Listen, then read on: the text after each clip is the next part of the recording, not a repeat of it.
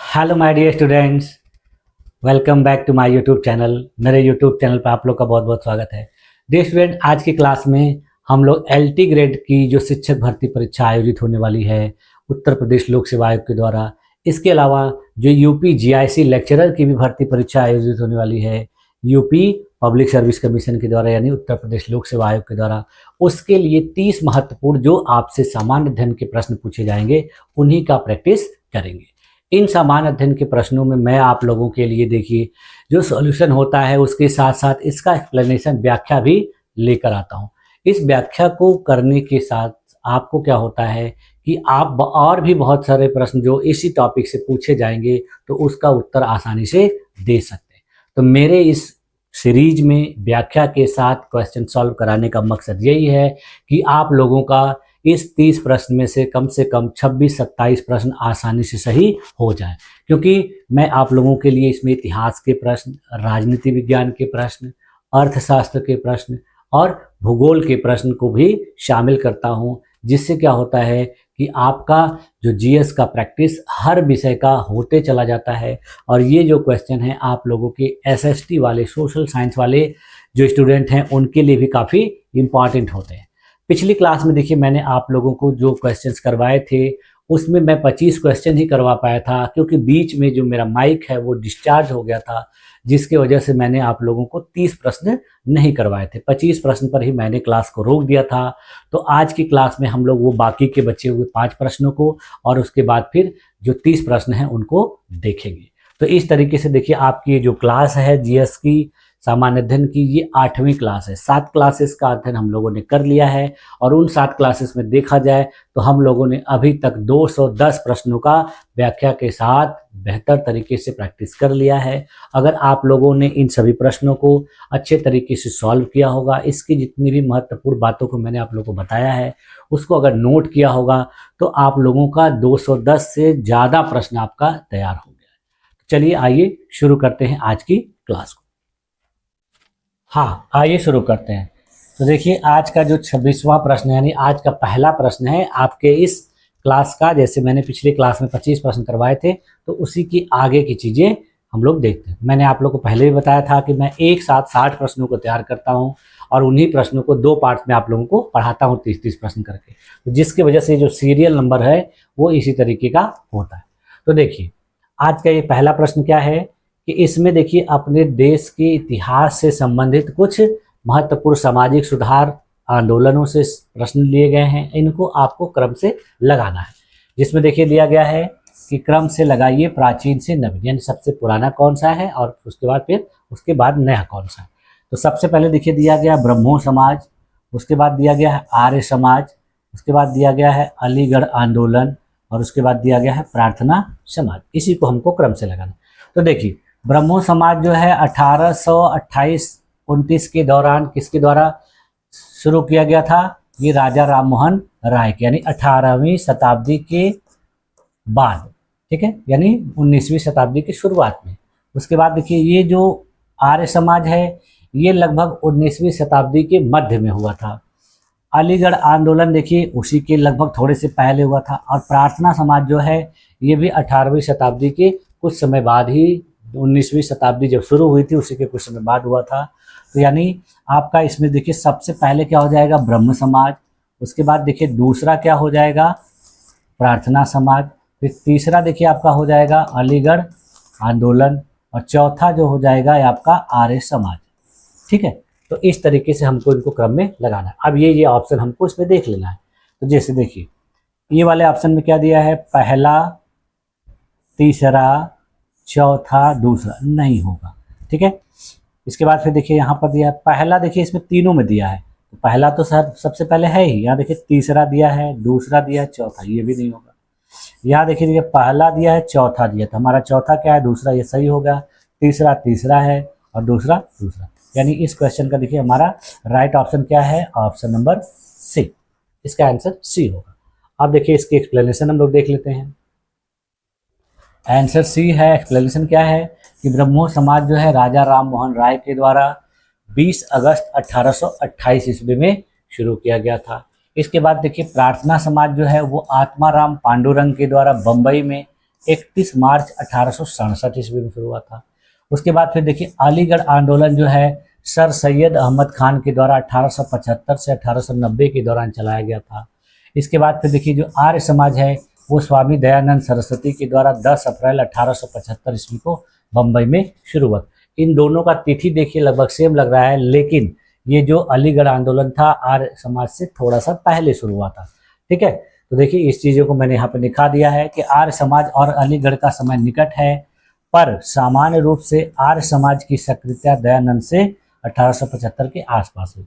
तो इसके अनुसार देखिए आपका ये आंसर सी होगा। ठीक है, अब देखिए अगला क्वेश्चन है, इसमें पूछ रहा है कि निम्न में से कौन सा मरुस्थलीकरण का प्रमुख चालक है, यानी मरुस्थलीकरण किन वजहों से होता है। इसमें देखिए पहला ऑप्शन दिया गया है कि अधिक चराई व वनों की कटाई, दूसरा ऑप्शन दिया गया है टेक्टोनिक उत्थान, तीसरा दिया गया हिमनद का अग्रसरण और चौथा दिया गया है ज्वालामुखीय क्रियाशीलता। तो देखिए किसी भी स्थान पर जो मरुस्थलीकरण होता है वो देखिए ज्वालामुखी क्रियाशीलता की वजह से नहीं होता है, अग्रसरण की वजह से नहीं होता है, टेक्टोनिक उत्थान की वजह से नहीं होता, बल्कि अत्यधिक चराई और वनों की कटाई से, यानी पशुओं को ज़्यादा चराने से और वनों को काटने की वजह से मरुस्थलीकरण की स्थिति देखी जाती है। तो इस तरह से देखिए आपका इस क्वेश्चन का राइट ऑप्शन क्या हो जाएगा, ऑप्शन नंबर ए।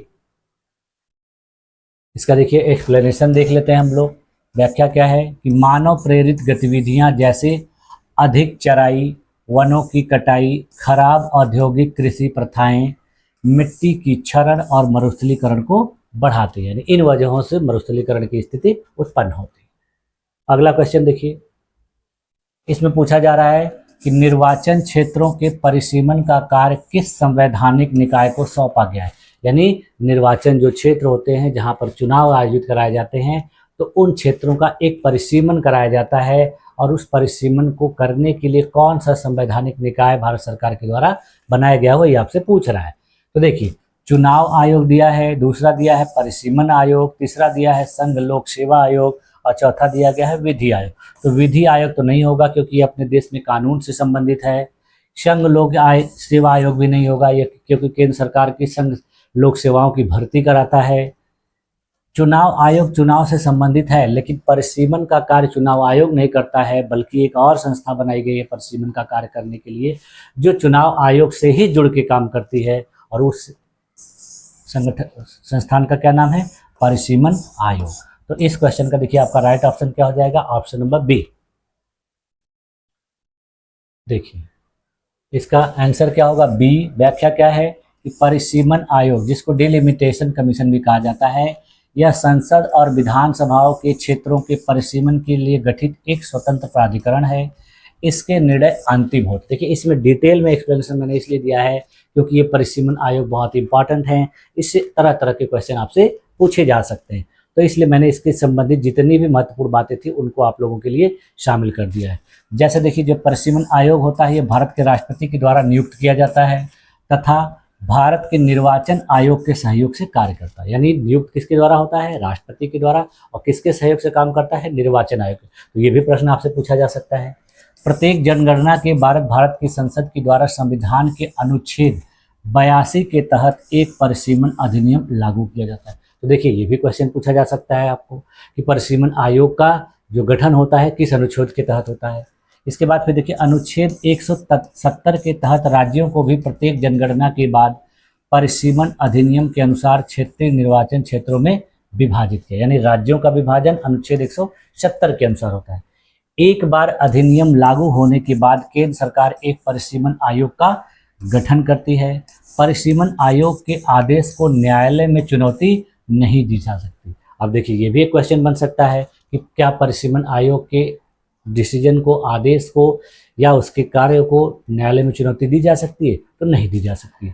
जब परिसीमन आयोग के आदेश लोकसभा या राज्यसभा विधानसभा के समक्ष रखे जाते हैं तो वे आदेशों में कोई संशोधन नहीं कर सकते, यानी कहा जा रहा है कि जब ये आदेश लोकसभा या राज्यसभा में प्रस्तुत किए जाते हैं या राज्य विधानसभाओं में प्रस्तुत किए जाते हैं तो इन आदेशों में कोई संशोधन नहीं किया जा सकता। पहला परिसीमन अभ्यास राष्ट्रपति के द्वारा निर्वाचन आयोग की मदद से अपने देश में 1950-51 में किया गया था। इसके बाद फिर देखिए परिसीमन आयोग अधिनियम 1952 में अधिनियमित किया गया था। अपने देश में 4 बार में देखिए 1952 में, 1963 में, 1973 में और 2002 में परिसीमन आयोगों का गठन किया गया। ये भी क्वेश्चन आपसे पूछा जा सकता है कि अपने देश में अब तक कितने बार परिसीमन आयोग का गठन किया जा चुका है, तो 4 बार किया जा चुका है। वर्ष 1981, 1991 की जनगणना के बाद परिसीमन नहीं किया। गठन 4 बार किया गया, लेकिन जो परिसीमन है वो 1981 और 91 की जनगणना के बाद अभी नहीं किया गया। तो इस तरीके से परिसीमन से संबंधित महत्वपूर्ण तथ्य थे आपको, जो मैंने एक्सप्लेनेशन में करा दिया। अब देखिए अगला क्वेश्चन पूछ रहा है कि 1925 की काकोरी ट्रेन डकैती के लिए प्रसिद्ध भारतीय क्रांतिकारी कौन थे। यानी 1925 ईस्वी में जो काकोरी ट्रेन डकैती हुई थी, तो उस काकोरी ट्रेन डकैती में सबसे प्रसिद्ध जो भारतीय क्रांतिकारी थे वो कौन थे। तो यहाँ देखिए दिया है भगत सिंह, दूसरा दिया है राम प्रसाद बिस्मिल, तीसरा दिया है चंद्रशेखर आजाद और चौथा दिया गया है सुभाष चंद्र बोस। तो देखिए जो काकोरी ट्रेन डकैती थी उससे सुभाष चंद्र बोस संबंधित नहीं थे, भगत सिंह संबंधित नहीं थे, बल्कि ये राम प्रसाद बिस्मिल और चंद्रशेखर आजाद संबंधित थे। लेकिन आपसे पूछ रहा है कि कौन सबसे प्रसिद्ध है। तो इस ट्रेन डकैती से देखिए चंद्रशेखर आजाद शामिल तो थे, लेकिन इसमें सबसे महत्वपूर्ण योगदान और प्रसिद्धि किसको मिली थी, राम प्रसाद बिस्मिल, यानी यही इसके प्रमुख सूत्रधार थे। तो इस क्वेश्चन का देखिए आपका राइट ऑप्शन क्या हो जाएगा, ऑप्शन नंबर बी। देखिए आंसर क्या हो जाएगा, आंसर है बी। व्याख्या क्या है कि काकोरी ट्रेन डकैती 9 अगस्त 1925 ईस्वी को लखनऊ के पास हुई थी। इसमें देखिए जो अपने देश में क्रांतिकारी संगठन था हिंदुस्तान रिपब्लिकन एसोसिएशन, जिसको HRA के नाम से जाना जाता है, इसी के जो क्रांतिकारी थे, सदस्य लोग थे, उन्होंने ही ब्रिटिश शासन के खिलाफ धन प्राप्त करने के लिए और उस धन से अपने हथियारों की व्यवस्था करने के लिए, अपनी क्रांतिकारी गतिविधियों को आगे बढ़ाने के लिए सरकारी ट्रेन को लूट लिया था। और उस ट्रेन से इन्होंने देखिए 4,601 रुपया उस समय लूटा था। इसमें देखो जो समस्त क्रांतिकारी शामिल थे उसमें देखिए राम प्रसाद बिस्मिल, अशफाकुल्ला खान, राजेंद्र लाहिरी, चंद्रशेखर आजाद इत्यादि शामिल थे। इस डकैती का उद्देश्य देखिए मैंने अभी क्या बताया आप लोगों को, क्रांतिकारी गतिविधियों के लिए धन जुटाना और स्वतंत्रता आंदोलन को गति देना था। बाद में देखिए ये जितने भी क्रांतिकारी थे इसमें सब लोग गिरफ्तार हुए और गिरफ्तार करने के बाद इनको अलग अलग जगहों पर फांसी की सजा दी गई, जिसमें देखिए राम प्रसाद बिस्मिल को गोरखपुर जेल में फांसी की सजा दी गई, अशफाक उल्ला खान को फैजाबाद में, राजेंद्र लाहिरी को गोंडा जेल में, ठाकुर रोशन सिंह को नैनी जेल प्रयागराज में फांसी की सजा दी गई। तो आपसे देखिए इससे और भी प्रश्न पूछे जा सकते हैं कि राजेंद्र लाहिरी को कहाँ पे फांसी दी गई, अशफाक उल्ला को कहाँ पे फांसी दी गई। तो इस तरीके से आप और भी प्रश्नों को आसानी से कर सकते हैं। या फिर पूछा जाएगा कि किस क्रांतिकारी संगठन के सदस्यों के द्वारा काकोरी ट्रेन डकैती को अंजाम दिया गया था, तो आप उसका उत्तर दे सकते हैं HRA के द्वारा। ठीक है, अगला क्वेश्चन देखिए। अगला क्वेश्चन बता रहा है कि भौगोलिक पृथक्करण द्वारा उत्पन्न प्रजाति निर्माण को सबसे अच्छा कौन सी प्रक्रिया समझाती, यानी भौगोलिक रूप से पृथक्करण के द्वारा उत्पन्न जो प्रजाति निर्माण की प्रक्रिया है उसको क्या कहा जाता है। तो पहला ऑप्शन दिया देखिए समस्थानिक प्रजाति निर्माण, दूसरा दिया है परस्थानिक प्रजाति निर्माण, तीसरा दिया है पाराफ्रेटिक प्रजाति निर्माण और चौथा दिया है संकरणी प्रजाति निर्माण। तो इस प्रकार से देखिए भौगोलिक पृथक्करण के द्वारा जो प्रजाति निर्माण की प्रक्रिया होती है इसमें देखिए संकरणी प्रजाति निर्माण नहीं होगा, पाराफ्रेटिक प्रजाति निर्माण नहीं होगा, समस्थानिक प्रजाति निर्माण नहीं होगा, बल्कि क्या होगा, परस्थानिक प्रजाति निर्माण। तो आपके देखिए इस क्वेश्चन का राइट ऑप्शन क्या हो जाएगा, ऑप्शन नंबर बी। ठीक है, अब देखिए इसका एक्सप्लेनेशन देख लेते हैं हम लोग। उत्तर क्या है, बी है। व्याख्या क्या है कि जब जनसंख्या भौगोलिक अवरोध से अलग हो जाती है तब आनुवांशिक प्रवाह रुकता है और अलग थलग विकास के कारण नई प्रजातियां बन सकती हैं। इसे ही परस्थानिक प्रजाति निर्माण कहते हैं। ठीक है, अगला क्वेश्चन देखिए। पूछा जा रहा है मुगल प्रशासनिक इकाइयों में सबसे बड़ा प्रादेशिक विभाजन कौन सा था, यानी मुगलों ने अपने पूरे क्षेत्रों को कई प्रादेशिक इकाइयों में बांटा हुआ था। तो इसमें पूछ रहा है कि सबसे बड़ी जो प्रादेशिक इकाई कौन थी। तो यहाँ देखिए पहला दिया है इकता, दूसरा दिया है सूबा, तीसरा दिया है सरकार, चौथा दिया है महल। तो देखिए महल नहीं होगा, सरकार नहीं होगा, इकता नहीं होगा, बल्कि क्या होगा, सूबा। यानी मुगलों के द्वारा जो अपनी प्रशासनिक इकाइयों को विभक्त किया गया था, उसमें सूबा सबसे बड़ी प्रशासनिक इकाई होती थी।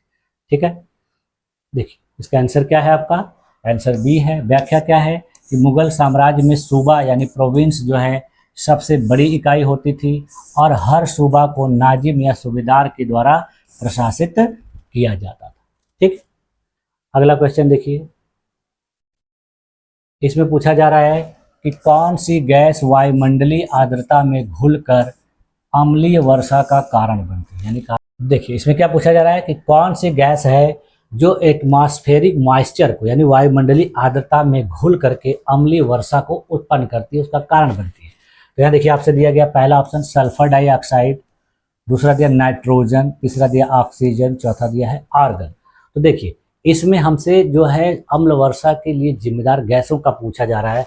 देखिए आर्गन इसका नहीं होगा, ऑक्सीजन नहीं होगा, नाइट्रोजन नहीं होगा, बल्कि क्या होगा, सल्फर डाइऑक्साइड।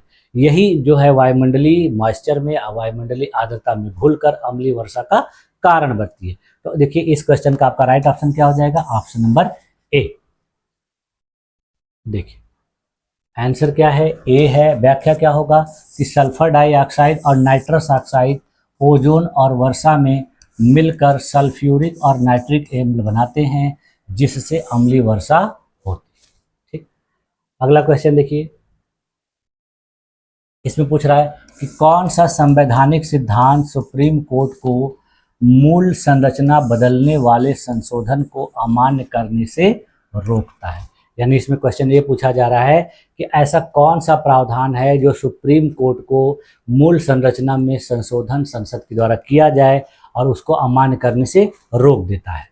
क्योंकि देखिए संसद के जो भी कानून होते हैं अगर मूल संरचना से संबंधित हैं, उसमें कोई बदलाव होता है तो उसको समीक्षा करने का अधिकार किसके पास है, सुप्रीम कोर्ट को। तो यहाँ पूछा जा रहा है कि सुप्रीम कोर्ट को समीक्षा करने से रोकता कौन सा है। तो यहाँ देखिए पहला ऑप्शन दिया गया है संसदीय सर्वोच्चता, दूसरा दिया गया है मूल संरचना सिद्धांत की सीमित न्यायिक समीक्षा, तीसरा दिया है न्यायाधीशों का महाभियोग और चौथा दिया है कोई नहीं मूल संरचना को नष्ट कर दे तो सुप्रीम कोर्ट उसे असंवैधानिक ठहरा सकती है।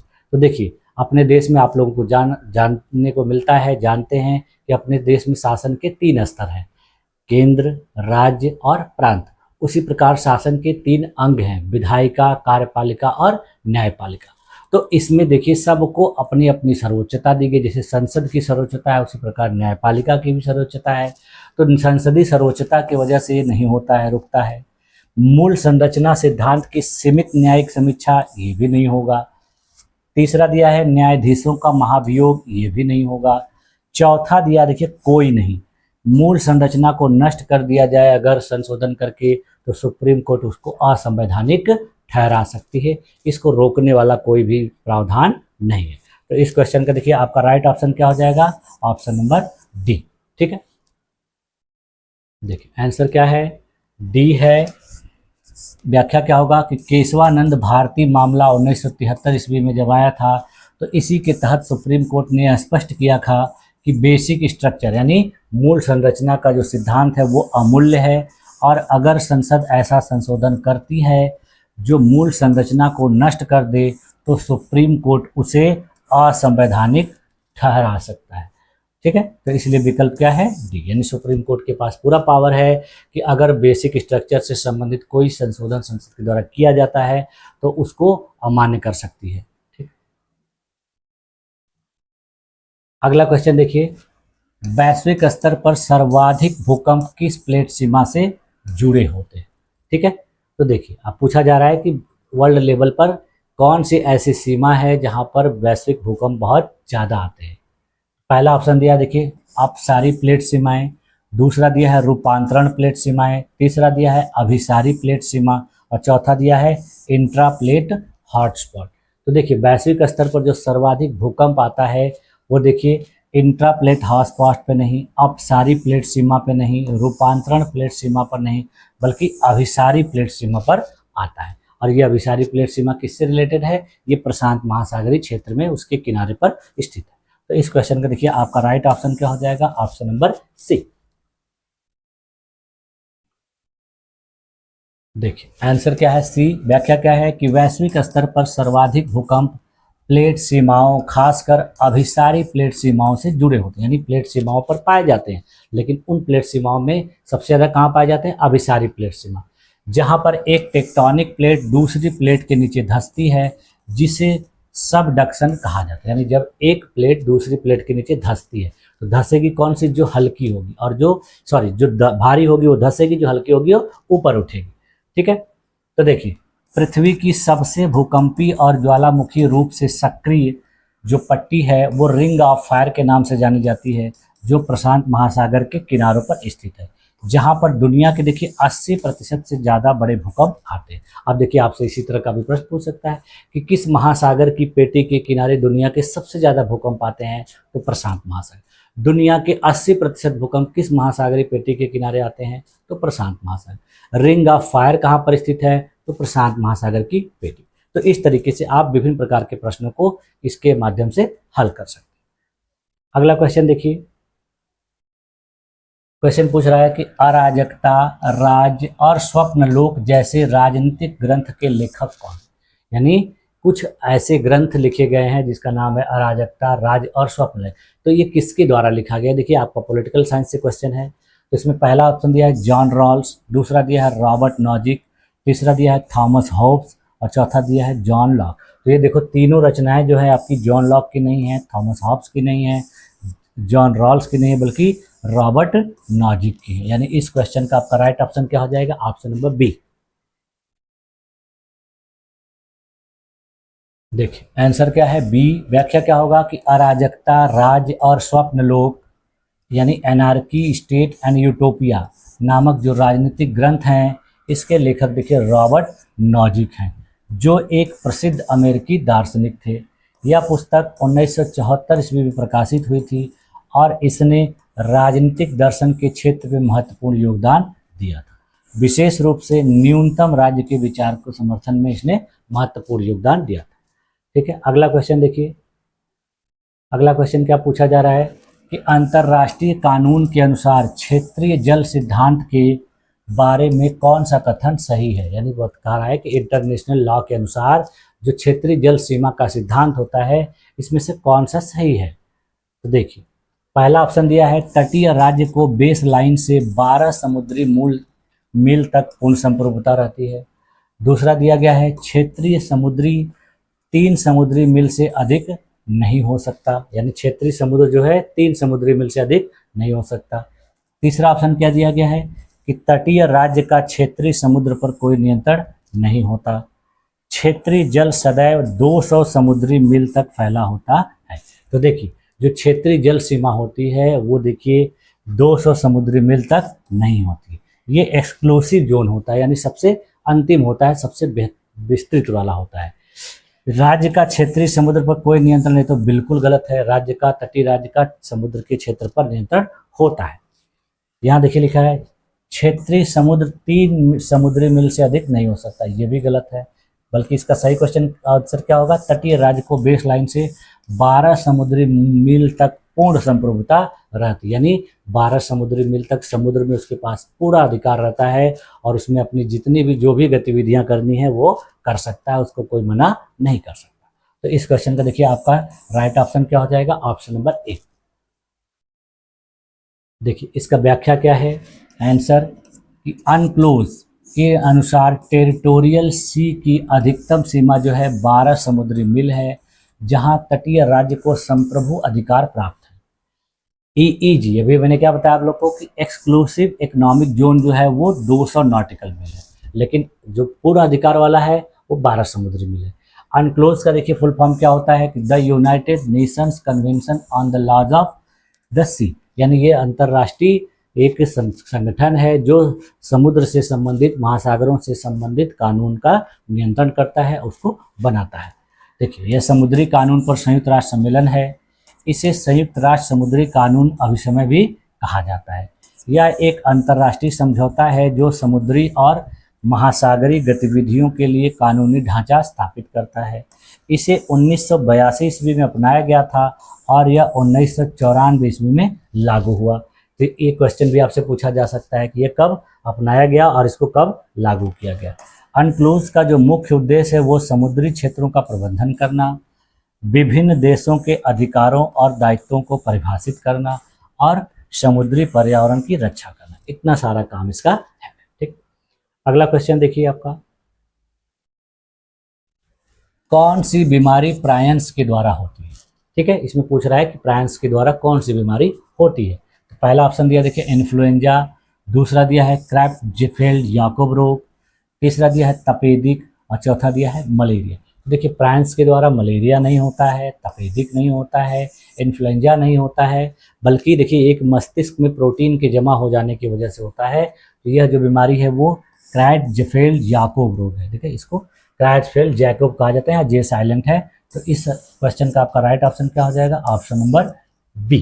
ठीक है, देखिए आंसर क्या है इसका, बी है। व्याख्या क्या होगा कि प्रायंस द्वारा होने वाली बीमारियों को प्रियोन रोग भी कहा जाता है, जैसे क्रेउच्फेल्ड जैकब रोग जो है इसकी वजह से होता है, इसको शॉर्टकट में सीजेड भी कहा जाता है। इसमें देखिए मैड काउ डिसीज, भेड़ों में स्क्रैपी, ये सब इसी की वजह से होते हैं। ये रोग देखिए मस्तिष्क में प्रोटीन की असामान्यता प्रायंस के कारण होते हैं, जो संक्रामक मस्तिष्क रोग पैदा करते हैं। यानी प्रोटीन की जो असामान्यता जमा हो जाती है जिसकी वजह से इस प्रकार की बीमारी होती है। अगला क्वेश्चन देखिए क्या पूछा जा रहा है इसमें कि चौरी चौरा घटना के बाद असहयोग आंदोलन का नेतृत्व किसने वापस ले लिया था या निरस्त किया था। ठीक है, यानी चौरी चौरा जो घटना हुई थी तो उसके बाद असहयोग आंदोलन का जो नेतृत्व किसने वापस ले लिया, किसने निरस्त कर दिया। तो यहाँ देखिए पहला ऑप्शन दिया है गांधी जी ने जारी रखा, दूसरा दिया है गांधी जी ने इसे वापस ले लिया, तीसरा दिया है सुभाष चंद्र बोस ने संभाला और चौथा दिया है नेहरू ने जारी रखा। तो देखिए आप लोग जानते होंगे कि जब 1922 ईस्वी में चौरी चौरा घटना हुई थी फरवरी के महीने में, तो उसके बाद जो है असहयोग आंदोलन को स्थगित कर दिया गया। तो देखिए गांधी जी ने जारी रखा गलत होगा, सुभाष चंद्र बोस ने संभाला ये भी गलत होगा, नेहरू ने जारी रखा ये भी गलत होगा, बल्कि इसको क्या हुआ, गांधी जी ने इसे वापस ले लिया। तो इस क्वेश्चन का देखिए आपका राइट ऑप्शन क्या हो जाएगा, ऑप्शन नंबर बी।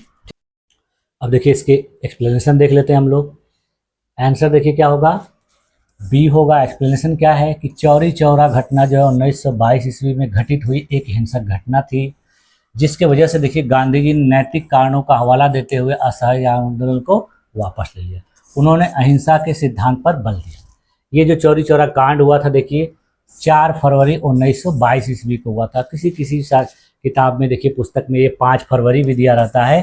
तो इस तरीके से ये घटना उत्तर प्रदेश के गोरखपुर जिले के चौरी चौरा कस्बे में हुई एक हिंसक घटना थी, जिसमें असहयोग आंदोलन के जो प्रदर्शनकारी थे उनके ऊपर ब्रिटिश पुलिस के द्वारा गोलियां चलाई गई, उनको मारा पीटा गया और एक पुलिस चौकी में, जिसके वजह से इन लोगों ने पुलिस वालों को दौड़ा लिया और जाकर उन पुलिस चौकी में जब पुलिस वाले जाके अपने आप को बंद कर लिए तो इन लोगों ने उस पुलिस चौकी में आग लगा दी, जिसकी वजह से वहाँ पर देखिए 22 पुलिसकर्मी मारे गए थे और इसी की वजह से गांधी जी ने यह जो अपना आंदोलन था इसको वापस लिया। देखिए अगला क्वेश्चन है कि भारत में किस नदी बेसिन में ज्वारीय ऊर्जा उत्पादन के लिए सर्वोत्तम संभावना है। यानी भारत की कौन सी नदी बेसिन है जहां पर ज्वारीय ऊर्जा उत्पादन बहुत ज़्यादा किया जा सकता है। तो वो देखिए ऑप्शन पहला दिया है गंगा बेसिन, दूसरा दिया है महानदी बेसिन, तीसरा दिया है नर्मदा ताप्ती बेसिन और चौथा दिया है ब्रह्मपुत्र बेसिन। तो इसमें देखिए ज्वारीय ऊर्जा जो है वो देखिए किस नदी से होता है, तो गंगा नदी बेसिन में नहीं होता है, महानदी बेसिन में नहीं होता है, ब्रह्मपुत्र बेसिन में नहीं होता है, बल्कि ये नर्मदा ताप्ती क्षेत्र में होता है, क्योंकि ये भ्रंश घाटी से होकर गुजरती है और एस्चुरी का निर्माण करती है। बाकी ये जो नदियां हैं ये एस्चुरी का निर्माण नहीं करती बल्कि डेल्टा का निर्माण करती हैं, जिसकी वजह से यहाँ पर जो ज्वारीय ऊर्जा उत्पादन की संभावना नहीं होती है। तो इस क्वेश्चन का आपका राइट ऑप्शन क्या हो जाएगा, ऑप्शन नंबर सी। देखिए आंसर क्या है सी है। व्याख्या क्या होगा कि भारत में ज्वारीय ऊर्जा उत्पादन की सर्वोत्तम संभावना खंभात की खाड़ी गुजरात में है, जहां पर ये नदियां अपना मुहाना बनाती हैं। जैसे देखिए यहाँ जार का सबसे अधिक स्तर जो है 11 से 12 मीटर तक देखने को मिलता है और यह छोटे फनल के आकार की स्थलाकृति के कारण ज्वारीय ऊर्जा के लिए सर्वाधिक उपयुक्त। देखिए यहाँ पर जो ज्वार का स्तर होता है बहुत ज़्यादा होता है, या 11 से 12 मीटर ऊंचा होता है, जिसके वजह से यहाँ पर ज्वारीय ऊर्जा की संभावना ज़्यादा होती है। इसके अलावा कच्छ की खाड़ी में जो गुजरात में ही है और सुंदरबन के गंगा डेल्टा यानी पश्चिम बंगाल भी ज्वारीय ऊर्जा उत्पादन के लिए महत्वपूर्ण संभावित स्थल मान, लेकिन सबसे ज़्यादा जो है खंभात की खाड़ी में, नर्मदा और ताप्ती के बीच में। अगला क्वेश्चन देखिए क्या है, किस अधिनियम ने भारतीय सिविल सेवा की व्यवस्था बनाई और इसे ब्रिटेन में प्रतियोगी परीक्षा के लिए खोला? यानी कौन सा ऐसा प्रावधान है जिसने भारत में सिविल सेवा का प्रावधान किया और ब्रिटेन में प्रतियोगी परीक्षा के लिए भारतीयों को भी परीक्षा देने का मौका दिया? तो यहाँ देखिए ऑप्शन क्या क्या दिया है। 1858 का शासन अधिनियम, दूसरा दिया है 1861 का भारतीय परिषद, तीसरा दिया है भारतीय सिविल सेवा अधिनियम 1861 या मैकाले के द्वारा 1853 के सुधार, और चौथा दिया है रेगुलेटिंग एक्ट 1773। तो देखिए 1773 का जो रेगुलेटिंग एक्ट था वो सिविल सेवा की शुरुआत तो उसमें हुई थी, लेकिन इसने भारतीयों को प्रतियोगी परीक्षा में शामिल होने का अवसर नहीं दिया था, तो इसकी वजह से ये गलत हो जाएगा। 1858 का जो शासन अधिनियम है ये प्रशासनिक सेवा या सिविल सेवा से संबंधित नहीं है, बल्कि क्या था ये कि ईस्ट इंडिया कंपनी के हाथों से जो शासन का अधिकार था वो ब्रिटेन की महारानी के हाथों में डाल दिया गया था, तो ये भी नहीं होगा। 1861 का भारतीय परिषद भी नहीं होगा इसका देखिए राइट ऑप्शन आपका क्या होगा कि भारतीय सिविल सेवा अधिनियम 1861 या मैकाले के द्वारा 1853 का सुधार। तो इस क्वेश्चन का देखिए आपका राइट ऑप्शन क्या हो जाएगा, ऑप्शन नंबर सी। देखिए इसका आंसर क्या है, सी। व्याख्या क्या होगा कि भारतीय सिविल सेवा इंडियन सिविल सर्विस की व्यवस्था और ब्रिटिश नागरिक सेवाओं के लिए इसे ब्रिटेन में खुली प्रतियोगिता के लिए पेश करने वाला जो अधिनियम था वो 1853 का चार्टर अधिनियम था, जो लॉर्ड मैकाले के अनुशंसा के आधार पर प्रस्तुत किया गया था।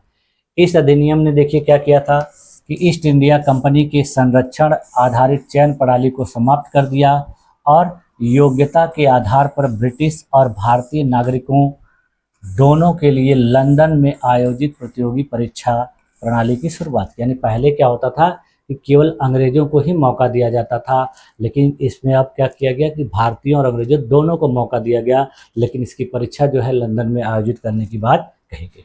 1861 ईस्वी तक प्रशासनिक सुधारों ने इंडियन सिविल सर्विस का मार्ग खोल दिया। ठीक, अगला क्वेश्चन देखिए,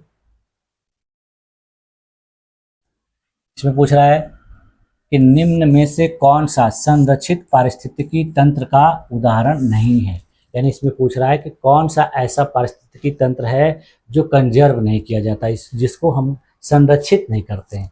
तो देखिए यहाँ दिया है बायोस्फीयर रिजर्व, राष्ट्रीय उद्यान, रामसर आर्द्रभूमि, मरुस्थलीकरण हॉटस्पॉट। तो देखिए यहाँ पर जितने भी पारिस्थितिकी तंत्र के उदाहरण, सभी पारिस्थितिकी तंत्र के उदाहरण हैं, लेकिन इसमें से कौन सा ऐसा है जो संरक्षित नहीं होता। देखिए बायोस्फीयर रिजर्व जो है संरक्षित होते हैं, राष्ट्रीय उद्यान भी संरक्षित होते हैं, रामसर आर्द्रभूमि भी संरक्षित होती है, बल्कि मरुस्थलीकरण हॉटस्पॉट जो है संरक्षित नहीं होते।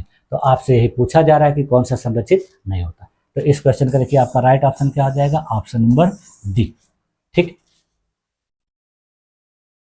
देखिए इसका आंसर क्या है, डी है। व्याख्या क्या है कि biosphere reserve national park Ramsar site संरक्षण के तहत आते हैं। यानी ये सब क्या है कि संरक्षण के तहत आते हैं। डिजर्टिफिकेशन हॉटस्पॉट, जिसको मरुस्थलीकरण हॉटस्पॉट कहा जाता है, इनके संरक्षण का लक्ष्य नहीं होता, बल्कि ये समस्या क्षेत्र माने जाते हैं। अगला क्वेश्चन देखिए क्या पूछ रहा है, किस पर्वतमाला को फोल्डिंग प्रक्रिया द्वारा बनी सबसे लंबी पर्वत श्रृंखला माना जाता है। यानी कहा जाता है कि कौन सी ऐसी पर्वत श्रृंखला है विश्व की जो सबसे लंबी फोल्डिंग पर्वतमाला है, सबसे लंबी पर्वत श्रृंखला है। तो देखिए यहाँ दिया है रॉकीज, दूसरा दिया इंडीज, तीसरा दिया हिमालय, चौथा दिया है एपलाचियन। ठीक है, अपलेशियन होता है, इसको एपलाचियन लिखा दिया गया है। ये देखिए क्या है, अपलेशियन होता है। ठीक है, तो देखिए जो रॉकीज है ये नहीं है, ये आपका नहीं होगा, हिमालय नहीं है, अपलेशियन नहीं है, बल्कि इस क्वेश्चन का राइट ऑप्शन क्या है आपका, इंडीज। यानी इंडीज पर्वत जो है विश्व की सबसे लंबी जो फोल्डेड माउंटेन श्रृंखला मानी जाती है। तो इस क्वेश्चन में देखिए आपका राइट ऑप्शन क्या हो जाएगा, ऑप्शन नंबर बी। देखिए आंसर बी है। व्याख्या क्या होगा कि फोल्डिंग यानी वलन प्रक्रिया द्वारा निर्मित सबसे लंबी पर्वत श्रृंखला जो है इंडीज पर्वत श्रृंखला है। यह देखिए दक्षिणी अमेरिका की एक पर्वत श्रृंखला है जो नाजका प्लेट और दक्षिण अमेरिकी प्लेट के टकराव की वजह से बनी, यानी दो प्लेटों के टकराव की वजह से बनी है। वो दोनों प्लेटों का नाम क्या है, नाजका प्लेट और दक्षिणी अमेरिकी प्लेट। दक्षिणी अमेरिका के पश्चिमी तट पर वेनेजुएला से लेकर अर्जेंटीना तक यह फैली हुई है। इसकी कुल लंबाई लगभग 7000 किलोमीटर तक है, यानी यह विश्व की सबसे लंबी पर्वत श्रृंखला है। यह दुनिया की देखिए सबसे लंबी पर्वत श्रृंखला है। इस श्रृंखला की देखिए सबसे ऊंची जो चोटी है माउंट एकांका गुआ, यानी इस एक्सप्लेनेशन देखिए आपको बहुत सारे प्रश्नों का उत्तर मिल रहा है। रॉकी पर्वत श्रृंखला जो है दुनिया की दूसरी सबसे लंबी श्रृंखला है जो उत्तरी अमेरिका महाद्वीप के पश्चिमी भाग में फैली एक विशाल पर्वतमाला है जो पश्चिमी कनाडा के उत्तरी ब्रिटिश कोलंबिया से लेकर दक्षिणी पश्चिमी संयुक्त राज्य अमेरिका के न्यू मैक्सिको तक 3000 मील तक फैली हुई है और ये दूसरी है। इसके बाद देखिए अपने देश का जो हिमालय है इसकी लंबाई केवल 2400 किलोमीटर है और बल्कि यह ऊंचाई में 8848 मीटर है जो विश्व का सबसे ऊंचा पर्वत है। लंबाई में अगर पूछा जाए तो इंडीज, ऊंचाई में पूछा जाए तो हिमालय। अगला क्वेश्चन देखिए, इसमें पूछ रहा है कि 1991 उदारीकरण में विदेशी प्रत्यक्ष निवेश FDI आकर्षित करने के लिए भारत सरकार ने कौन सा आर्थिक कदम उठाया। यानी 1991 ईस्वी में जब अपने देश की आर्थिक स्थिति बहुत खराब हो गई थी तो अपने देश की सरकार के द्वारा प्रत्यक्ष विदेशी निवेश यानी FDI आकर्षित करने के लिए कौन सा प्रावधान किया गया, कौन सा उपाय किया गया। तो देखिए पहला दिया गया है उद्योगों का राष्ट्रीयकरण, दूसरा दिया है लाइसेंस राज में कमी, तीसरा दिया है बंद अर्थव्यवस्था नीति और चौथा है निर्यात शुल्क बढ़ाना। तो देखिए ये स्थिति अपने देश में एक बहुत बड़ी समस्या थी। तो इसके लिए अपने देश के जो पूर्व वित्त मंत्री थे डॉक्टर मनमोहन सिंह और पूर्व प्रधानमंत्री जो है नरसिम्हा राव जी थे, इनके द्वारा ही ये कदम उठाया गया था। तो इस कदम के द्वारा देखिए उद्योगों का राष्ट्रीयकरण नहीं किया गया था, बंद अर्थव्यवस्था नीति नहीं अपनाई गई थी बल्कि खुली अर्थव्यवस्था नीति अपनाई गई थी, निर्यात शुल्क बढ़ाया नहीं गया था बल्कि क्या किया गया था कि लाइसेंस राज में कमी कर दी गई। यानी इसमें जो है स्वतंत्रता पूर्वक सामानों का आदान प्रदान, आयात निर्यात की सुविधा दी गई। इसको देखिए शॉर्टकट में LPG के नाम से भी जाना जाता है। L का मतलब होता है लिबरलाइजेशन, उदारीकरण, P का मतलब होता है प्राइवेटाइजेशन, निजीकरण, और G का मतलब होता है ग्लोबलाइजेशन यानी वैश्वीकरण। यानी इनके द्वारा उदारीकरण, निजीकरण और वैश्वीकरण की जो पॉलिसी लाई गई थी, नीति लाई गई थी, उसके वजह से अपने देश में प्रत्यक्ष विदेशी निवेश बहुत ज़्यादा आया था। ठीक है, तो इस क्वेश्चन का आपके देखिए राइट ऑप्शन क्या हो जाएगा, ऑप्शन नंबर बी। ठीक है, इसका देखिए आंसर क्या होगा, बी होगा। एक्सप्लेनेशन क्या है कि 1991 में देखिए ये सुधार किए गए थे, लाइसेंस राज को कम कर दिया गया था, नरम कर दिया गया था। और 1991 ईस्वी में देखिए अपने देश के जो पूर्व प्रधानमंत्री थे PV नरसिम्हा राव और जो वित्त मंत्री मनमोहन सिंह थे, उन्हीं के द्वारा इस पॉलिसी को लाया गया था, जिन्होंने देखिए 24 जुलाई 1991 को इस नीति को पेश किया था। इस नीति का उद्देश्य देखिए अभी मैंने आप लोग को बता ही दिया कि उदारीकरण, निजीकरण और वैश्वीकरण करके अपने देश की अर्थव्यवस्था को बेहतर करना था, एकीकृत करना।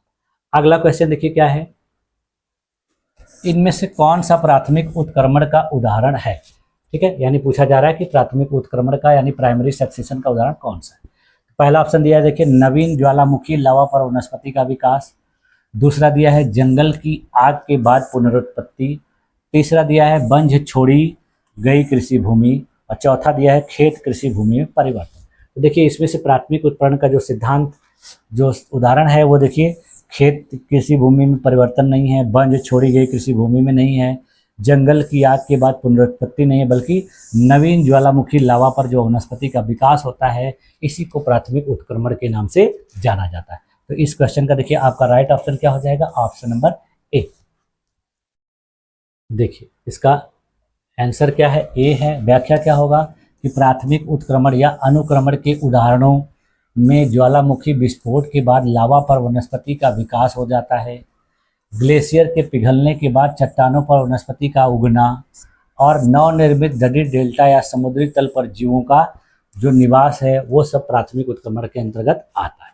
यह ऐसी भूमि पर होता है जहां पहले कोई मिट्टी या वनस्पति नहीं थी, इसकी वजह से इसका नाम प्राथमिक उत्क्रमण था। यानी इसमें नई मिट्टी बाद में बनती है और उस पर धीरे धीरे पौधे उगने लगते हैं। अगला क्वेश्चन देखिए, इसमें पूछ रहा है कि 1929 के लाहौर अधिवेशन में पूर्ण स्वराज की घोषणा के समय कांग्रेस के अध्यक्ष कौन थे। यानी अपने देश में जब पूर्ण स्वराज की घोषणा की गई थी लाहौर अधिवेशन में, तो पूछ रहा है कि उस अधिवेशन के अध्यक्ष कौन थे। तो पहला ऑप्शन दिया देखिए मोतीलाल नेहरू, दूसरा दिया जवाहरलाल नेहरू, तीसरा दिया है सुभाष चंद्र बोस और चौथा दिया है वल्लभ भाई पटेल। तो जब अपने देश में पूर्ण स्वराज की घोषणा की गई, लाहौर अधिवेशन हुआ था, और कब हुआ था ये, दिसंबर 1929 ईस्वी में। तो उस समय देखिए कांग्रेस के अध्यक्ष जो है मोतीलाल नेहरू नहीं थे, वल्लभ भाई पटेल नहीं थे, सुभाष चंद्र बोस नहीं थे, बल्कि कौन था, जवाहरलाल नेहरू। इस क्वेश्चन का देखिए आपका राइट ऑप्शन क्या हो जाएगा, ऑप्शन नंबर बी। देखिए आंसर बी होगा। व्याख्या क्या है कि 1929 के लाहौर अधिवेशन के जो अध्यक्ष थे पंडित जवाहरलाल नेहरू थे। यह अधिवेशन देखिए 31 दिसंबर 1929 को भारतीय राष्ट्रीय कांग्रेस का वार्षिक अधिवेशन जो है पंजाब प्रांत की राजधानी लाहौर में रावी नदी के तट पर हुआ था। इसी सम्मेलन में देखिए भारतीय स्वतंत्रता के प्रतीक तिरंगे को फहराया गया और 26 जनवरी 1930 को पहले स्वाधीनता दिवस के रूप में मनाने का संकल्प लिया गया। यानी इसी सम्मेलन में 26 जनवरी को स्वाधीनता दिवस के रूप में मनाने का निर्णय लिया गया था और तब से इसको मनाया जा रहा था। उसी की वजह से देखिए अपना जो संविधान बनकर तैयार हुआ था तो उसको लागू इसी तिथि को किया गया था और यह इस समय अपने देश में गणतंत्र दिवस के रूप में मनाया जाता है। इसी तिथि को यादगार बनाने के लिए ऐसा किया गया, देखिए, जिससे बाद में भारतीय संविधान को अपनाने की तारीख भी तय की गई। अगला क्वेश्चन देखिए क्या है, कोरल ब्लीचिंग का मुख्य कारण क्या है। कोरल ब्लीचिंग देखिए कहाँ पे होती है, समुद्रों में होती है, महासागरों में होती है। तो इसका मुख्य कारण पूछा जा रहा है। पहला ऑप्शन देखिए दिया गया है कि समुद्र सतह तापमान में वृद्धि, दूसरा दिया है केवल लवणता में बढ़ना, तीसरा दिया है महासागर अम्लता में कमी और चौथा दिया है जल में अपारदर्शिता से कम सूर्य प्रकाश। तो देखिए जो कोरल ब्लीचिंग का मुख्य कारण होता है वो देखिए जल में अपारदर्शिता से कम सूर्य प्रकाश नहीं होता है, महासागर में अम्लता में कमी नहीं होती है, केवल लवणता बढ़ने से नहीं होती है। वे होता किसकी वजह से है, समुद्र की सतह का जब तापमान बढ़ जाता है तब कोरल ब्लीचिंग की घटना होती है। ठीक है, तो इस क्वेश्चन का देखिए आपका राइट ऑप्शन क्या हो जाएगा, ऑप्शन नंबर ए। देखिए आंसर ए है। व्याख्या क्या होगा कि कोरल ब्लीचिंग का मुख्य कारण समुद्र के तापमान में वृद्धि है जो ग्लोबल वार्मिंग के कारण होती है। जब समुद्र का पानी असामान्य रूप से गर्म होता है तो प्रवाल यानी मूंगा जो है अपने अंदर रहने वाले जो सूक्ष्म शैवाल हैं जिसको जूजैंथले कहा जाता है उसको बाहर निकाल देते हैं। यानी जो मूंगा होता है, प्रवाल होता है, उसके अंदर एक छोटा जीव होता है और जब तापमान बढ़ जाता है तो वो उस जीव को बाहर निकाल देता है और फिर ये शैवाल प्रवालों को भोजन और रंग प्रदान करते हैं। इसलिए इन्हें निकालने से प्रवाल कमज़ोर पड़ जाते हैं और सफ़ेद हो जाते हैं जिससे ब्लीचिंग कहा जाता है। जब ये प्रवाल निकल जाते हैं बाहर, इन प्रवालों की वजह से उसको भोजन मिलता है और रंग मिलता है। जब ये निकल जाते हैं गर्मी की वजह से तो क्या हो जाता है, वो कमज़ोर हो जाता है जिसकी वजह से वो सफ़ेद दिखने लगता है और इसी को कहा जाता है कोरल ब्लीचिंग। अगला क्वेश्चन देखिए, प्राचीन भारतीय ग्रंथों में शून्य को अंक के रूप में सबसे प्राचीन रूप से किसने वर्णित किया। यानी कहा जा रहा है कि अपने देश के जो प्राचीन ग्रंथ हैं उनमें सबसे पहले शून्य को अंक के रूप में किसने वर्णित किया था। पहला दिया देखिए शुल्बसूत्र, दूसरा दिया आर्यभट्टी या आर्यभट्ट, तीसरा दिया है ब्रह्मगुप्त का ब्रह्मस्फुटिका सिद्धांत और चौथा दिया बच्छाली लिपि। तो देखिए शून्य को अंक के रूप में सबसे पहले जो वर्णित किया करने वाला सूत्र था वो शोल्ब सूत्र नहीं है, आर्यभट्टीय नहीं है, ब्रह्मगुप्त का ब्रह्म सिद्धांत सिद्ध नहीं है, बल्कि बच्छाली लिपि में ऐसा प्रमाण मिलता है। ठीक है, तो इस क्वेश्चन का आपका राइट ऑप्शन डी। देखिए आंसर डी है। व्याख्या क्या होगा कि बंछाली जो पांडुलिपि थी इसमें शून्य के प्रतीक का प्राचीन प्रयोग मिलता है, पर ब्रह्मगुप्त ने शून्य का गणितीय व्यवहार लिखित रूप में स्पष्ट किया था। इसके अलावा देखिए प्राचीन भारतीय ग्रंथ ब्रह्मस्फुटिका सिद्धांत में ब्रह्मगुप्त ने 628 ईस्वी में शून्य को एक संख्या के रूप में सबसे पहले वर्णित किया, जहां उन्होंने शून्य से संबंधित गणितीय सक्रियाओं के नियम निर्धारित किए। ब्रह्मगुप्त के पहले आर्यभट्ट ने 5वीं शताब्दी ईस्वी के आसपास अपनी रचनाओं में शून्य के लिए एक प्रतीक का उपयोग किया था, लेकिन ब्रह्मगुप्त ने ही शून्य को एक संख्यात्मक अंक के रूप में प्रस्तुत करके इसे औपचारिक रूप दिया। यानी सबसे पहला प्रमाण बच्छाली लिपि में मिला, लेकिन इसके लिए काम सबसे ज्यादा किसने किया था? तो ब्रह्मगुप्त के द्वारा। अगला क्वेश्चन देखिए क्या है। बाहरी आक्रमण के दौरान राष्ट्रपति के आपातकालीन अधिकारों से संबंधित संवैधानिक प्रावधान कौन सा है? यानी जब किसी बाह्य आक्रमण की वजह से अपने देश में आपातकाल लगाया जाता है, वो किस अनुच्छेद के तहत है, कौन सा संवैधानिक प्रावधान के तहत है जिसे राष्ट्रपति उपयोग करता है?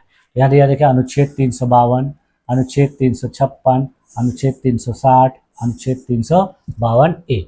तो अपने देश में देखिए राष्ट्रपति के पास 3 प्रकार से आपातकाल लगाने का अधिकार है। एक होता है कि वाह या किसी आक्रमण की वजह से या सशक्त विद्रोह की वजह से या फिर किसी देश में राज्य की शासन व्यवस्था के विफल होने पर या वित्तीय व्यवस्था अव्यवस्था हो जाने पर। तो देखिए ये जो 352 है, 356 है, 360, 356 को देखिए राष्ट्रपति शासन के नाम से जाना जाता है।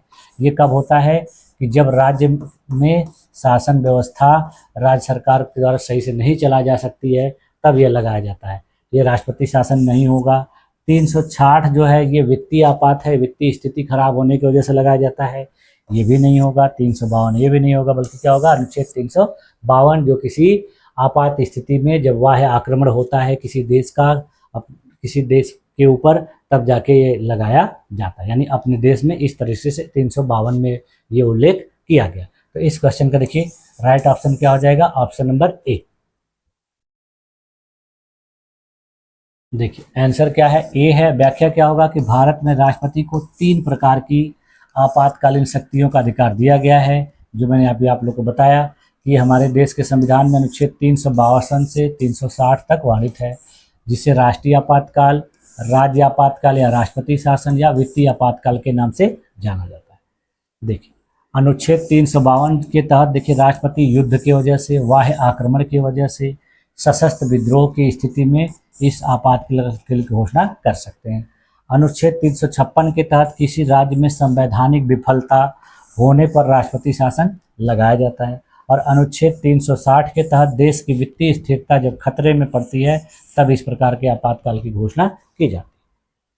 अगला क्वेश्चन देखिए, इसमें पूछ रहा है कि कौन सी वैश्विक संधि मुख्यतः परमाणु अस्त्रों के प्रसार को रोकने का लक्ष्य रखता है? यानी कौन सी ऐसी संधि है वैश्विक लेवल पर जो परमाणु हथियारों के प्रसार पर रोक लगाता है? तो पहले है देखिए यहाँ दिया परमाणु अप्रसार संधि, दूसरा दिया है व्यापक परीक्षण निषेध संधि, तीसरा दिया है रासायनिक हथियार संधि, और चौथा दिया है जैविक हथियार संधि। तो देखिए परमाणु शस्त्रों के प्रसार पर रोक लगाने वाली जो संधि है वो जैविक हथियार संधि नहीं है, रासायनिक हथियार संधि नहीं है, सीटीबीटी यानी व्यापक परीक्षण निषेध संधि नहीं है, बल्कि एनपीटी है, जिसको परमाणु अप्रसार संधि के नाम से जाना जाता है। तो इस क्वेश्चन का देखिए राइट ऑप्शन क्या हो जाएगा? Option number A. देखिए इसका आंसर क्या है? ए। व्याख्या क्या है कि एनपीटी का अर्थ है परमाणु हथियारों के अप्रसार पर संधि। इसके बारे में देख लेते हैं, क्योंकि इससे और भी क्वेश्चन आपसे पूछे जा सकते हैं। देखिए यह एक ऐतिहासिक अंतर्राष्ट्रीय संधि है जिसका उद्देश्य परमाणु हथियारों के प्रसार को रोकना है, परमाणु ऊर्जा के शांतिपूर्ण उपयोग को बढ़ावा देना है और परमाणु निशस्त्रीकरण को आगे बढ़ाना है। इसे 1968 ईस्वी में अपनाया गया और 1970 ईस्वी से यह संधि लागू है। इस संधि को अंतर्राष्ट्रीय संधि के रूप में जाना जाता है और इसकी निगरानी जो है अंतर्राष्ट्रीय परमाणु ऊर्जा एजेंसी IAEA के द्वारा की जाती है। यानी इसकी निगरानी करने के लिए भी एक संस्था बनाई गई है जिसका नाम क्या है, अंतर्राष्ट्रीय परमाणु ऊर्जा एजेंसी। इस समय देखिए NPT में 191 सदस्य देश हैं, जिसमें से भारत, इजराइल, पाकिस्तान और दक्षिणी सूडान ने इसमें अभी हस्ताक्षर नहीं किया है। यानी इन 4 देशों ने इसमें अपने आप को सदस्य नहीं बनाया है और उत्तर कोरिया जो इसमें सदस्य था, इसने इससे पहले हटने की घोषणा भी कर दी है। ठीक, अगला क्वेश्चन देखिए, किस भारतीय वंश की राजधानी हम्पी थी? ठीक है, तो देखिए इसमें पूछ रहा है कि हम्पी किस भारतीय वंश की राजधानी थी। पहला दिया देखिए चोल, दूसरा दिया है विजयनगर साम्राज्य, तीसरा दिया है पाल वंश, चौथा दिया है राष्ट्रकूट। तो देखिए इस क्वेश्चन के जो ऑप्शंस हैं उसके हिंट से ही पता चल जा रहा है कहाँ की राजधानी। देखिए चोलों की राजधानी नहीं थी, पालों की नहीं थी, राष्ट्रकूटों की नहीं थी, बल्कि किसकी थी है, विजयनगर साम्राज्य की। इस क्वेश्चन का राइट ऑप्शन क्या हो जाएगा, ऑप्शन नंबर बी। देखिए आंसर क्या है, बी है। व्याख्या क्या होगा कि विजयनगर साम्राज्य का प्रमुख केंद्र और राजधानी हम्पी थी। यह दक्षिण भारत का महत्वपूर्ण मध्यकालीन व्यापारिक एवं सांस्कृतिक केंद्र था। विजयनगर साम्राज्य जो है वो 1336 ईस्वी से 1646 ईस्वी तक था और संगम राजवंश के जो 2 महत्वपूर्ण भाई थे, हरिहर और बुक्का, उन्हीं के द्वारा 1336 ईस्वी में तुंगभद्रा नदी के तट पर इसको स्थापित किया गया था। आज जो विजयनगर साम्राज्य है उसकी राजधानी विजयनगर हम्पी के निकट के अवशेष पर एक विश्व धरोहर स्थल के रूप में जाना जाता है, जो इस साम्राज्य की शक्ति और धन संपदा की गवाही देता है। यानी इस स्थल को अब विश्व धरोहर स्थल घोषित किया गया है और यह एक महत्वपूर्ण स्थल माना जाता है। अगला क्वेश्चन देखिए दिया है, ओजोन होल को सबसे सही रूप में कैसे वर्णित किया जा सकता है? यानी जो ओजोन होल पाई जाती है उसको सही से वर्णित कैसे किया जा सकता है? तो पहला ऑप्शन दिया देखिए ट्रोपोस्फीयर में ओजोन का स्थायी गायब होना। दूसरा दिया है प्रमुखतः ध्रुवीय क्षेत्रों में मौसमी स्ट्रेटोस्फेरिक ओजोन क्षरण होना। तीसरा दिया है जमीनी ओजोन का बढ़ना। देखिए चौथा ऑप्शन दिया गया है विश्वव्यापी अस्थायी कमी। तो देखिए ओजोन होल जो होती है उसको सही रूप से वर्णित कैसे किया जा सकता है, विश्वव्यापी अस्थायी कमी की वजह से नहीं, जमीनी ओजोन के बढ़ने की वजह से नहीं, बल्कि प्रमुखतः ध्रुवीय क्षेत्रों में मौसमी स्ट्रेटोस्फेरिक ओजोन क्षरण के वजह से। यानी इस क्वेश्चन का आपका राइट ऑप्शन यही होगा, ट्रोपोस्फीयर में ओजोन का स्थायी रूप से गायब होना नहीं होगा, बल्कि ये ध्रुवीय क्षेत्रों में ये घटना होती है। ठीक है, तो इस क्वेश्चन की वजह से आपका इसका ऑप्शन क्या हो जाएगा, ऑप्शन नंबर बी। देखिए आंसर क्या है, बी। व्याख्या क्या है कि ओजोन होल को समताप मंडल स्ट्रेटोस्फीयर में ओजोन की अत्यंत कम सांद्रता वाले क्षेत्र के रूप में सबसे सही ढंग से वर्णित किया। यानी ट्रोपोस्फीयर में समताप मंडल में जहाँ पे ओजोन की सांद्रता कम होती है तो उसी क्षेत्र को ओजोन होल के रूप में वर्णित किया जा सकता है। और यह घटना देखिए खासकर कहाँ देखने को मिलती है, अंटार्कटिका के ऊपर। यहाँ पर मानव निर्मित जो क्लोरोफ्लोरोकार्बन है उसके वजह से ओजोन परत का क्षरण हुआ है और यह वास्तव में कोई भौतिक छिद्र नहीं है, बल्कि एक ऐसा क्षेत्र है जहाँ ओजोन की मात्रा बहुत कम हो गई है, जिससे हानिकारक अल्ट्रावायलेट किरण जो है पृथ्वी तक, यानी कहा जा रहा है कि कोई भौतिक होल नहीं है जैसे होल हो गया, लेकिन होल करने का मतलब यह है कि ओजोन गैस की जो सांद्रता है, मोटाई है, वो बहुत पतली हो गई, जिसके वजह से अल्ट्रावायलेट जो किरणें हैं वो आसानी से आ जा रही हैं, जिसके वजह से अंटार्कटिका की बर्फ जो है तेजी से पिघल रही है। तो यही सब कारण है जो ओजोन होल के बारे में वर्णन करते हैं। अगला क्वेश्चन देखिए, किस संवैधानिक संशोधन ने भारत के प्रस्तावना में समाजवादी और धर्मनिरपेक्ष शब्द जोड़े थे? तो देखिए पूछा जा रहा है कि कौन से ऐसी संविधान संशोधन था जिसमें अपने देश की प्रस्तावना में समाजवादी पंथ निरपेक्ष शब्द छोड़े गए। देखिए पहला ऑप्शन है 42वां संशोधन, दूसरा ऑप्शन है 44वां संशोधन 1978, तीसरा 18वां संशोधन और चौथा पहला संशोधन। तो देखिए, जो अपने देश के संविधान की प्रस्तावना में 3 महत्वपूर्ण शब्द जोड़े गए थे, समाजवादी, पंथ निरपेक्ष और अखंडता। तो ये देखिए, पहले संशोधन के द्वारा नहीं जोड़े गए, 18वें के नहीं जोड़े, 44वें के द्वारा नहीं, बल्कि 42वें संशोधन के द्वारा जोड़े गए। तो इस क्वेश्चन का देखिए आपका राइट ऑप्शन क्या हो जाएगा, ऑप्शन नंबर ए। देखिए आंसर क्या है, ए है। व्याख्या क्या होगा कि 42वां संशोधन अधिनियम 1976 जो है आपातकाल के दौरान पारित एक व्यापक संशोधन था, जिसे लघु संविधान भी कहा जाता है। यानी इस संशोधन में बहुत सारी चीजें की गई थी, जिसकी वजह से इसको लघु संविधान के नाम से जाना जाता है। इसने देखिए अपने देश के संविधान की प्रस्तावना में समाजवादी, धर्मनिरपेक्ष या पंथ निरपेक्ष और अखंडता जैसे शब्दों को जोड़े। देखिए यहाँ पर धर्मनिरपेक्ष लिखा गया है, लेकिन आप जब देखेंगे तो आपको पंथ निरपेक्ष मिलेगा किताबों में। यह देखिए स्वर्ण सिंह समिति की सिफारिशों पर नागरिकों के लिए मौलिक कर्तव्यों को भी इसके तहत शामिल किया गया। न्यायपालिका की शक्ति को कम किया गया और संसद को न्यायिक समीक्षा से छूट दी गई। यानी इस संशोधन में ये सब भी काम किए गए थे। इसके अलावा देखिए इसने लोकसभा और राज्य विधानसभाओं का जो कार्यकाल था वो 5 वर्ष से 6 वर्ष कर दिया था।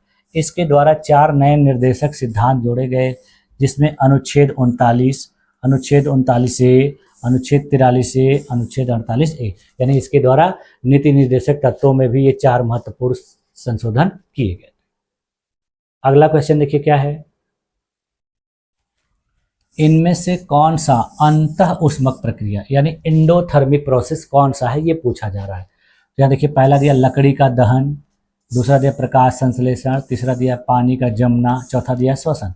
तो देखिए एंडोथर्मिक प्रोसेस जो है अंतः उष्मक जो प्रक्रिया है वो श्वसन नहीं है, पानी का जमना नहीं है, लकड़ी का दहन नहीं है, बल्कि क्या है, प्रकाश संश्लेषण की क्रिया है। तो इस क्वेश्चन का राइट ऑप्शन क्या हो जाएगा, ऑप्शन नंबर बी। देखिए आंसर क्या है, बी। व्याख्या क्या होगा कि प्रकाश संश्लेषण जो है सूर्य की ऊर्जा ग्रहण करता है और ऊर्जा संग्रहित करना होता है, इसलिए यह अंतः उष्मक प्रक्रिया कहलाती है। अंतः उष्मक प्रक्रिया यानी एंडोथर्मिक प्रक्रिया वह प्रक्रिया है जो अपने आसपास के वातावरण से उष्मा गर्मी को अवशोषित करती है, जिसके कारण वातावरण ठंडा हो जाता है।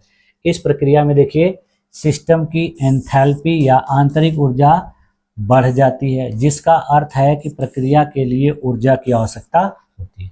उदाहरणों में देखिए बर्फ का पिघलना, पानी का वाष्पीकरण या कुछ रासायनिक प्रतिक्रियाएं शामिल होती हैं जिनमें गर्मी सोख ली जाती है। और इस प्रकार की प्रक्रिया कौन सी है, प्रकाश संश्लेषण की प्रक्रिया। अगला क्वेश्चन है देखिए यहाँ पर क्रोनोलॉजिकल क्वेश्चन है, इसमें कुछ मुगल कालीन शासकों का नाम दिया गया है जिसको आपको क्रम से लगाना है। तो पहला देखिए दिया गया है बाबर, दूसरा दिया हुमायूं, तीसरा अकबर, चौथा जहांगीर। तो इन्हीं को क्रम से लगाना है। तो देखिए इसमें कौन कौन से होंगे, देखिए सबसे पहले बाबर था, बाबर का पुत्र हुमायूं था, हुमायूं का पुत्र अकबर था और अकबर का पुत्र जहांगीर। तो ये क्वेश्चन देखिए काफ़ी आसान है, तो इसको क्रम से लगाना बहुत आसान है। तो इसमें देखिए बाबर पहला होगा, पहला, दूसरा, तीसरा, चौथा। देखिए इस क्वेश्चन का राइट ऑप्शन क्या हो जाएगा आपका, ऑप्शन नंबर ए। बाकी ये जो ऑप्शन है ये रॉन्ग है, ठीक है। देखिए इस क्वेश्चन का आंसर ए है। व्याख्या क्या होगा कि बाबर जो है 1526 से 30 तक शासक था, हुमायूं 1530 से 1540, फिर दोबारा वापस आया 1555 से 56 में, फिर उसके बाद इसकी मृत्यु हो गई। इसकी मृत्यु के बाद देखिए 1556 ईस्वी से लेकर 1605 ईस्वी तक अकबर ने शासन किया और फिर 1605 ईस्वी से लेकर 1627 ईस्वी तक जहांगीर ने शासन किया। अब देखिए अगला क्वेश्चन है, ओजोन परत के क्षरण के लिए मुख्य रूप से कौन सी गैस जिम्मेदार है। कहा जा रहा है कि ओजोन परत का जो क्षरण होता है उसके लिए कौन सी गैस जिम्मेदार है। यहाँ देख दिया है कार्बन डाइऑक्साइड, दूसरा दिया है क्लोरोफ्लोरोकार्बन, तीसरा दिया है मीथेन, चौथा दिया है नाइट्रोजन। देखिए ओजोन परत के क्षरण के लिए सबसे जो महत्वपूर्ण कारण है वो नाइट्रोजन नहीं है, मीथेन नहीं है, कार्बन डाइऑक्साइड नहीं है, बल्कि CFC है, जिसको क्लोरोफ्लोरोकार्बन कहा जाता है। तो इस क्वेश्चन का आपका राइट ऑप्शन क्या हो जाएगा, ऑप्शन नंबर बी। देखिए आंसर क्या है, बी। व्याख्या क्या है कि ओजोन परत के क्षरण के लिए क्लोरोफ्लोरोकार्बन CFC और ब्रोमीन युक्त गैसें जो है मुख्य रूप से जिम्मेदार हैं। ये जो है औद्योगिक उत्पादकों जैसे रेफ्रिजरेटर और एयर कंडीशनर से निकलने वाले हैलोजन युक्त पदार्थ होते हैं। जो समताप मंडल में पहुंचकर सूर्य की पराबैंगनी किरणों से क्लोरीन या ब्रोमीन मुक्त करते हैं, जो ओजोन अणुओं को तोड़कर परत का क्षरण करता है। ठीक है, अगला क्वेश्चन देखिए। भारतीय दंड संहिता के अनुसार परंपरागत रूप से कौन सा अपराध गैर जमानती माना जाता है? यानी भारतीय दंड संहिता जिसको आईपीसी कहा जाता है, इंडियन पिनल कोड, तो इसके अनुसार कौन सा ऐसा अपराध है जो गैर जमानती है? यहाँ पहला दिया मामूली चोट, दूसरा दिया हत्या, तीसरा दिया मानहानि, चौथा दिया साधारण चोरी। साधारण चोरी नहीं होगा, मानहानि नहीं होगा, मामूली चोट नहीं होगा, बल्कि इसका राइट ऑप्शन क्या हो जाएगा? ऑप्शन नंबर बी, यानी यही एक ऐसा अपराध है जो गैर जमानती माना जाता है। ठीक है, देखिए आंसर क्या है? बी। व्याख्या क्या होगा कि भारतीय दंड संहिता के अनुसार हत्या जो धारा 302 के तहत है ये गैर जमानती है। इसके अलावा देखिए बलात्कार जो धारा 376 के तहत है, अपहरण धारा 363 और दहेज हत्या जो है धारा 304 बी के तहत है, ये सब जो है गंभीर अपराध माने जाते हैं और इनको गैर जमानती माना जाता है। इन अपराधों में जमानत का अधिकार नहीं होता, बल्कि अदालत को आवेदन करना पड़ता है और न्यायाधीश के विवेक पर जमानत दी या अस्वीकार की। यानी इसमें जमानत का अधिकार नहीं होता है, लेकिन अपील करने पर, आवेदन करने पर न्यायाधीश के ऊपर डिपेंड करता है कि वो जो अपराधी है उसको जमानत दे सकते हैं या नहीं दे सकते। अगला क्वेश्चन देखिए, कौन सी महासागरीय धारा पश्चिमी यूरोप के जलवायु को समान अक्षांश पर अन्य क्षेत्रों से तुलनात्मक रूप से मधुर बनाती है? यानी पश्चिमी यूरोप के जलवायु को मधुर बनाने वाली जो समुद्री धारा है उसी के बारे में आपसे पूछा जा रहा है। तो यहाँ पर देखिए पहला ऑप्शन दिया लेब्राडोर करंट, दूसरा दिया गल्फ स्ट्रीम, तीसरा दिया कैनारी धारा करंट, हम्बोल्ट करंट यानी हम्बोल्ट की धारा। तो देखिए महासागरीय धारा जो पश्चिमी यूरोप के तापमान को, जलवायु को अन्य क्षेत्रों से मधुर बनाती है, वो देखिए लेब्राडोर धारा नहीं है, कैनारी धारा नहीं है, हम्बोल्ट धारा नहीं है, बल्कि गल्फ स्ट्रीम धारा है। तो इस क्वेश्चन का देखिए आपका राइट ऑप्शन क्या हो जाएगा? Option number B. देखिए आंसर क्या है? बी है। व्याख्या क्या है कि पश्चिमी यूरोप को समान अक्षांश पर अन्य क्षेत्रों की तुलना में तुलनात्मक रूप से मधुर बनाने वाली जो महासागरीय धारा है वो गल्फ स्ट्रीम है। यह एक देखिए गर्म शक्तिशाली अटलांटिक महासागर की धारा है जो मैक्सिको की खाड़ी से उत्पन्न होकर यूरोप की ओर बढ़ती है और गर्म पानी को उच्च अक्षांशों तक ले जाती है और इस प्रकार क्षेत्र की जलवायु को हल्का और समशीतोष्ण बना देती है। यानी वहाँ की जलवायु जो है ठंडी से थोड़ी सी समशीतोष्ण हो जाती है, ठंडी और गर्मी वाले मौसम को ला देती है। अगला क्वेश्चन है देखिए, निम्न में से कौन सा सूचकांक सूक्ष्म आर्थिक है न कि समष्टि आर्थिक? यानी इसमें व्यष्टि और समष्टि से रिलेटेड क्वेश्चन है, इकोनॉमिक्स का है। इसमें पूछा जा रहा है कौन सा सूचकांक जो है यहाँ देखिए समष्टि आर्थिक, इसको क्या होगा कि व्यष्टि, इसको व्यष्टि भी लिख सकते हैं। तो व्यष्टि आर्थिक है और कौन सा समष्टि? यहाँ समष्टि आर्थिक नहीं पूछा जा रहा, आपकी तरफ से व्यष्टि पूछा जा रहा है। तो यहाँ देखिए पहला ऑप्शन दिया है सकल घरेलू उत्पाद वृद्धि दर, दूसरा दिया मुद्रा स्फीति दर, तीसरा दिया है किसी कंपनी का बाजार हिस्सा और चौथा दिया है बेरोजगारी दर। तो देखिए इसमें से वैसा सूचकांक जो सूक्ष्म आर्थिक है न कि समष्टि आर्थिक, तो देखिए सकल घरेलू उत्पाद देखिए वो होता है, ये समष्टि में आता है, मुद्रा स्फीति भी समष्टि में आती है, बेरोजगारी की दर भी समष्टि में आती है, बल्कि किसी कंपनी का जो बाजार हिस्सा होता है वो व्यष्टि में यानी सूक्ष्म आर्थिक में आता है। तो इस क्वेश्चन का देखिए आपका राइट ऑप्शन क्या हो जाएगा? Option number C. देखिए आंसर क्या है आपका? सी है। व्याख्या क्या है कि सूक्ष्म आर्थिक सूचकांकों में व्यक्तिगत फर्मों का प्रदर्शन, किसी विशेष वस्तु की पूर्ति और मांग या व्यक्तिगत उपभोक्ता व्यवहार शामिल, यानी इतनी सारी चीज़ें जो है ये व्यष्टि अर्थशास्त्र के अंतर्गत आती है। जबकि समष्टि आर्थिक सूचकांकों में देखिए राष्ट्रीय आय यानी बड़ी बड़ी जो आर्थिक चीज़ें हैं वो इसमें आती हैं, सकल घरेलू उत्पाद जीडीपी, बेरोजगारी दर, मुद्रास्फीति दर जैसे व्यापक आर्थिक संकेतक जो है समष्टि में शामिल होते हैं और जो पूरी अर्थव्यवस्था को प्रभावित करते हैं। अगला क्वेश्चन देखिए, भारत में किस पर्वतमाला की वजह से वायु वही पर ऑरोग्राफिक वर्षा होती है? यानी भारत में कौन सी ऐसी पर्वतमाला है, पर्वत श्रृंखला है जिसके वजह से देखिए वायु वही पर ऑरोग्राफिक वर्षा होती है? तो पहला ऑप्शन दिया देखिए अरावली, दूसरा दिया है पश्चिमी घाट, तीसरा दिया विंध्याचल, चौथा दिया सतपुड़ा। तो देखिए ओरोग्राफिक जो वर्षा वायु पर होती है वो सतपुड़ा की वजह से नहीं होती है, विंध्याचल की वजह से नहीं होती है, अरावली की वजह से नहीं होती, बल्कि कहाँ पर होती है, पश्चिमी घाट पर। ठीक है, तो इस क्वेश्चन का आपका राइट ऑप्शन क्या हो जाएगा, ऑप्शन नंबर बी। इसका देखिए एक्सप्लेनेशन देख लेते हैं। आंसर बी है। व्याख्या क्या है कि भारत में मुख्य रूप से पश्चिमी घाट, हिमालय और पूर्वोत्तर भारत की पहाड़ियों जैसे मेघालय की पहाड़ियों की वजह से वायु वही पर ऑरोग्राफिक वर्षा होती है। जब नम हवाएं इन पर्वत श्रृंखलाओं से टकराकर ऊपर उठती हैं तो वे ठंडी होती हैं, संघनित होती हैं और वर्षा होती है, जिससे इन क्षेत्रों में भारी वर्षा होती है। अरब सागर से आने वाली जो नम दक्षिणी पश्चिमी मानसूनी हवाएं हैं वो देखिए पश्चिमी घाट से टकराती हैं, जिसके कारण पश्चिमी घाट के पश्चिमी ढलानों पर भारी वर्षा होती है, जबकि महाराष्ट्र के पुणे जैसे शहर वर्षा छाया क्षेत्र में होने के कारण कम वर्षा पाए। यानी ये जो है पश्चिमी घाट पर्वत से टकराकर इसके पश्चिमी भागों में ही वर्षा ज़्यादा कर देती है, पूर्वी भाग उतनी ज़्यादा वर्षा नहीं प्राप्त करते, जिसकी वजह से पुणे शहर जो है वृष्टि छाया प्रदेश में आता है। ठीक है, अब देखिए अगला क्वेश्चन और आज की क्लास का ये अंतिम प्रश्न है। इसमें देखिए क्या पूछा जा रहा है कि निम्न में से किस संशोधन ने संवैधानिक संशोधन शक्ति पर न्यायिक समीक्षा के दायरों को सीमित करने का प्रयास किया और बेसिक स्ट्रक्चर मामले को जन्म दिया। देखिए ये संशोधन कौन सा था, 24वां संशोधन, 25वां संशोधन, 42वां संशोधन और 44वां संशोधन। तो इस तरीके से मौलिक ढांचा के या बेसिक स्ट्रक्चर को जन्म देने वाला जो संवैधानिक संशोधन था वो देखिए 44वां नहीं है, 42वां नहीं है, 25वां नहीं है, बल्कि 24वां है। तो यानी इस क्वेश्चन का आपका राइट ऑप्शन क्या हो जाएगा, ऑप्शन नंबर ए। ठीक है, इसके वजह से ही मूल ढांचा का सिद्धांत जो है उत्पन्न हुआ था। देखिए इसका आंसर क्या है, ए है। व्याख्या क्या है कि 24वें संशोधन 1971 ने संसद की संशोधन शक्ति का बचाव किया, जिसे केशवानंद भारती 1973 के मुकदमे में चुनौती दी गई और बेसिक स्ट्रक्चर सिद्धांत उभरा। बाद में 42वें संशोधन 1976 ने और प्रयास किए, पर सुप्रीम कोर्ट ने आधारभूत संरचना की रक्षा की।